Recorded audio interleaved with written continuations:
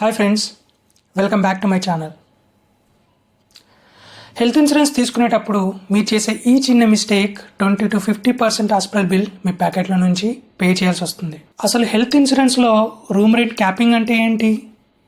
పాలసీలో room rent capping అంటే hospital రూమ్కి 1 డేకి నిర్ణయించినటువంటి maximum amount.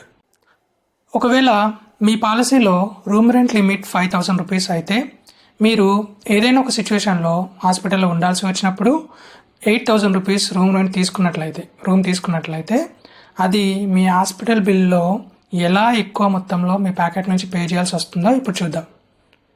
For example, me hospital bill 2 లక్షలు అనుకుంటే అందులో ఒక 1 lakh రూపీస్ సర్జరీకి, రిమైనింగ్ అన్నీ కలుపుకొని 1 లక్ష అనుకుందాం. ఇప్పుడు మీ ఇన్సూరెన్స్ కంపెనీ క్లియర్ చేసే అమౌంట్ 1,25,000 రూపీస్ మాత్రమే. ఎందుకలా? ఈవెన్ మీకు 10 lakhs కవరేజ్ ఉన్నా కూడా 1,25,000 మాత్రమే ఎందుకు క్లియర్ చేసింది?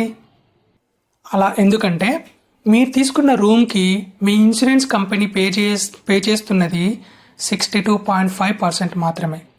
డిఫరెన్స్ అమౌంట్ అంటే 37.5% ప్రపోర్షనెట్లీ టోటల్ బిల్ నుండి కట్ అవుతాయి.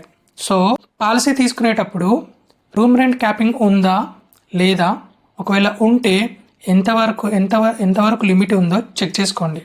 ఒకవేళ రూమ్ రెంట్ లిమిట్ దాటి తీసుకోవాల్సి వస్తే సాధ్యమైనంత వరకు రూమ్ రెంట్ ఛార్జెస్ తక్కువగా ఉండేలా చూసుకోండి. ఇక కొత్తగా పాలసీ తీసుకునేవారు రూమ్ రెంట్ లిమిట్ ఎనీ కేటగిరీలో ఉండేటట్టు చూసుకోండి. Thanks for watching. Please do like, share and subscribe to our channel.